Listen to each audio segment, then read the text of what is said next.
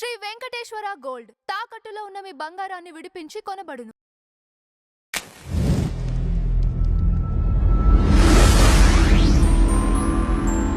Ma'am నమస్తే. నమస్తే అండి. మ్యామ్, గత కొంతకాలంగా మనం పరిశీలించి చూసినట్లయితే ఆంధ్రప్రదేశ్లో మతాల మధ్య చిచ్చు పెట్టి దాన్ని రాజకీయ ప్రయోజనాల కోసం వాడుకోవాలని ప్రయత్నం చేస్తున్నారనే విధంగా జరుగుతున్నాయి మా పరిస్థితులు ఇప్పుడు చూస్తే. రీసెంట్ టైమ్స్లో ఒక పాస్టర్ పార్టీ పెట్టి తనపైన తానే దాడి చేయించుకొని హిందువులు దాడి చేశారని కల్పించి కుట్ర పన్నాలని ప్రయత్నం చేశారు మ్యామ్. అసలు ఆ పాస్టర్ అభినయం అనే వ్యక్తిత్వం, అసలు ఆ పాస్టర్లు అంటేనే ఇలా ఉంటారా? ఇలాంటి పాస్టర్ల పైన మీ వ్యాఖ్య ఏంటి మ్యామ్? యాక్చువల్గా మీరు వే బ్యాక్ టు 2004-5కి వెళ్తే మనకి అసలు ఈ మతాలకు సంబంధించిన గొడవలు అప్పుడే మొదలయ్యాయి. అంటే రాజశేఖర్ రెడ్డి వచ్చాక మీకు ఒక పద్ధతిగా ఆయన అంటే క్రిస్టియానిటీని ఎట్లా డెవలప్ చేసుకుంటూ వెళ్ళారు. బికాజ్ మీకు కేఏ పాల్ని తొక్కేసింది వాళ్ళే కదా. అనిల్ కుమార్ని పైకి తీసుకురావడం కోసం షర్మిల భర్త గారు ఒక విధానంలో వెళ్ళారు. తర్వాత మీరు 2004-5 నుంచి ఇంచుమించు 2024 వరకు ఒక 20 ఏళ్లలో అసలు ఎక్కడ పర్మిషన్ లేని చర్చిలు, పర్మిషన్ ఉన్న చర్చిలు కలిపి 7,000 పైచీలకు వచ్చాయి ఆంధ్రప్రదేశ్లో. నెక్స్ట్ ఇంకొకటి ఏమైందంటే క్రిస్టియానిటీ అనేది మత ప్రచారం కంటే కూడా ముందు మీరు దశమ భాగం అనేది వస్తుంది అనేది ఎప్పుడైతే వచ్చిందో అప్పుడు పాస్టర్లు పుట్టుకొచ్చారు పుట్టగొడుగుల్లా. నిజంగా బైబిల్ చదివిన వాళ్ళు, నిజమైన క్రిస్టియన్స్, నేను కూడా క్రిస్టియన్ స్కూల్లో చదువుకున్నాను, వాళ్ళు చాలా బాగా ఉంటారు. మీకు ఇప్పుడు చూడండి రియల్ ముస్లిమ్స్ ఎట్లా ఉంటారు, చాలా పద్ధతిగా ఉంటారు. వాళ్ళు ఎంత సిస్టమేటిక్గా ఉంటారంటే కన్వర్టెడ్ వాళ్ళలోనే మీరు ఈ తేడా చూస్తారు. అందుకనే మీరు క్రిస్టియన్స్లో కావచ్చు, ముస్లిమ్స్లో కావచ్చు, అందరూ చెడ్డవాళ్ళు ఉండరు. ఇక్కడ ఏమైందంటే మత మౌఢ్యం అనేది పెరిగిపోయింది. నెంబర్ 1. నెంబర్ 2, నేను పోపు గారికి ఒకటి చెప్పదలుచుకున్నాను, రోమ్ పోపు గారికి. మీరు మత ప్రచారం కోసం హిందూ పద్ధతుల్ని పాటించమని చెప్పారు, ఇది మీరు వెనక్కి తీసుకోమని చెప్తున్నారు.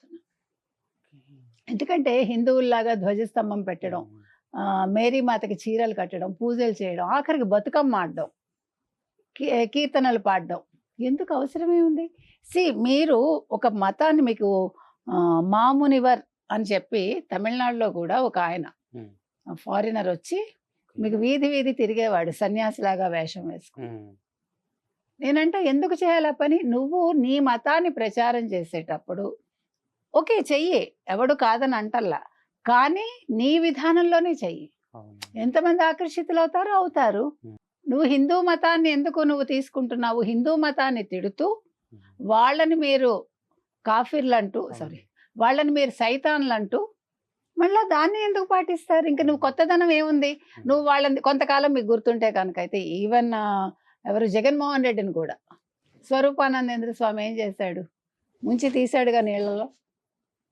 ముంచితే మన పాపాలు పోతాయా? లేదు ముంచితే నువ్వేనా కొత్త మతంలోకి వచ్చేస్తావా? కాదు, నీ మనసులో భావన ఉండాలి. అంతే కదండి. భావన ఎప్పుడు వస్తుంది? నాకు నిజంగా బైబిల్ మీద నమ్మకం కలిగితే, నేను బైబిల్ చదివా, తప్పులేదు, చదవడం తప్పులేదు, నాకు ఇష్టమైతే నేను అనుసరిస్తా, లేకపోతే లేదు. ఒక్కటి గుర్తుపెట్టుకోవాలి, మనం మతం అనేది బలవంతంగా రుద్దకూడదు, అది లేదు. ఇప్పుడు ఏమైందంటే ఇప్పుడు చిన్న చిన్న పిల్లలు, వీళ్ళు పాస్టర్లు ఏంటండి? మీరు ఒక్కటి చెప్పండి.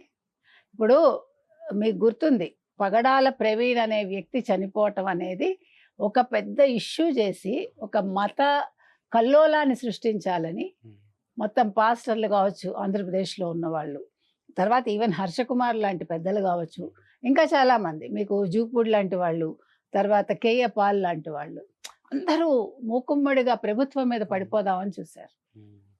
కానీ ఏం జరిగింది? ప్రతి ఒక్కటి పిన్ పాయింట్గా ఏమంటారు సీసీటీవీ కెమెరాస్, అందులో ఉండే ఫుటేజ్ చూపించి అతను ఎక్కడ తాగాడు, ఎక్కడ కొన్నాడు, ఎన్నిసార్లు తాగాడు, ఎన్నిసార్లు పడిపోయాడు అనేది చూపిస్తే అప్పుడు కూడా ఒప్పుకోరే. హర్షకుమార్ ఇటీవల కూడా ఒప్పుకోలేదుగా. నువ్వు ఒప్పుకోకపోతే పో, అది కాదు విషయం. వాళ్ళ కుటుంబం ఇది మాకు తెలుసు, ఇదే జరిగింది, మేము నమ్ముతున్నాం ఇది అని చెప్పాక కూడా మీరెవరండి మాట్లాడటానికి? అభిమానం వేరు, దురభిమానం వేరు, మతం వేరు, మత మౌఢ్యం వేరు. అది గుర్తుపెట్టుకోవాలి వీళ్ళు. ఆ మత మౌఢ్యంతో చేసే పనులు ఇవి. ఇక్కడ ముఖ్యంగా ఇందాక నేను చెప్పినట్టుగా ఇవాళ చర్చిల్లో మీరు ఒకవేళ రోమ్లో ఉండే పోపు గారు దశమ భాగం అంగీకరించాం అన్నారు అనుకోండి, ఈ పాస్టర్లందరూ స్ప్లిట్ సెకండ్లో మాయమైపోతారు. అదేదో వస్తాడు చూడండి, జీని వచ్చి మాయమైపోతాడు అట్లా, అంతేనా? కాబట్టి ఎక్కడైనా డబ్బు సార్, డబ్బు అనేది మనిషిని మతం వైపు మరలిస్తుంది, గంజాయి వైపు మరలిస్తుంది, చెడు పనుల వైపు మరలిస్తుంది. అయితే నేను మతం అనేది చెడు అని నేను చెప్పట్లే, క్రిస్టియానిటీ అనేది, కానీ క్రిస్టియానిటీలో చెడు ఎలిమెంట్స్ చేరుతున్నాయని చెప్తున్నాను. సో ఇవాళ మీరు అభినయం తీసుకుంటే, అభినయ దర్శన్ అనేవాడు 3 పెళ్ళిళ్ళు చేసుకున్నాడు, లేదా 3గురితో ఉన్నాడు అని వాళ్ళ ఆవిడ నేను చెప్పింది. నేను కాకుండా ఇంకా 2 నాడు ఓపెన్గా చెప్పాను. తర్వాత అభినయ దర్శనం అభినయ దర్శన్ విజువల్స్ వచ్చిన వెంటనే నేను క్లియర్గా చెప్పా, ఇది ఇతనే గాయపరుచుకున్నాడు, ఇతనే కొట్టుకున్నాడు బీర్ సీసా తీసి అని. అదే నిజమైందా? నేను ఆ రోజు మాట్లాడాను, ఆ వీడియో చూసుకోండి కావాలంటే. నేను చెప్పేది ఏంటంటే, ఒక పాస్టర్ దగ్గర బీర్ సీసా ఎందుకుంది మీరు అడగండి. మరి మా ఏంటి పాస్టర్లు ఎవరు తాగరు, అదేమన్నా జనరల్ స్టేట్మెంటా? మీరు బాప్టిజం ఎలా ఇస్తారు? మీరు వైన్లు తాగుతారుగా, పెళ్ళయ్యాక పెళ్లి కూతురు పెళ్లి కొడుకు వైన్ తాగరా? నేను అనేది అది వెస్ట్రన్ కల్చరు, ఓకే, నేను దాన్ని ప్రశ్నించడంలా, కానీ మీరు అబద్ధాలు చెప్పకండి. Got it? నేను అనేది అది. ఇప్పుడు నా పద్ధతి ఇదే, నా హిందూ మతంలో ఇలా ఉంది అని నేను ఖచ్చితంగా చెప్తా. నీకు ఇష్టమైతే పాటించు, లేకపోతే లేదు, అది వేరే విషయం. నువ్వు పూజ చేసేటప్పుడు ఈ పద్ధతిగా చేయాలి అని గురువు చెప్తాడు, మనకి పూజారి చెప్తారు, మనం చేస్తున్నాంగా. నేను చెయ్యను అంటే ఓకే, నేను చెయ్యను, దట్స్ ఎ డిఫరెంట్ ఇష్యూ. కానీ అది తప్పి చేయట్లే మనం, కానీ వీళ్ళు తప్పుతున్నారు, క్రమం తప్పుతున్నారు, కట్టు తప్పుతున్నారు, అన్నీ తప్పుతున్నారు. తప్పాక అభినయ్ లాంటి వాళ్ళు తయారవుతున్నారు. అభినయ్ లాంటి వాళ్ళు ఏం చేశారంటే, ఎందుకు ఆ పర్టికులర్గా నీటి తాండ్రపల్ల అదేదో ఒక ఊరు ఎంచుకున్నాడు, అక్కడ పాస్టర్లు అతనికి ఆతిథ్యం ఇచ్చారు. ఇచ్చాక అతని మోటివ్ ఏంటి? అతను ఓన్లీ క్రిస్టియానిటీని అక్కడే ఎందుకు ప్రచారం చేయాలనుకున్నాడు, లేదు ఇంకేదైనా మోటివ్ ఉందా? ఇవాళ పోలీసులు అది అడుగుతున్నారు.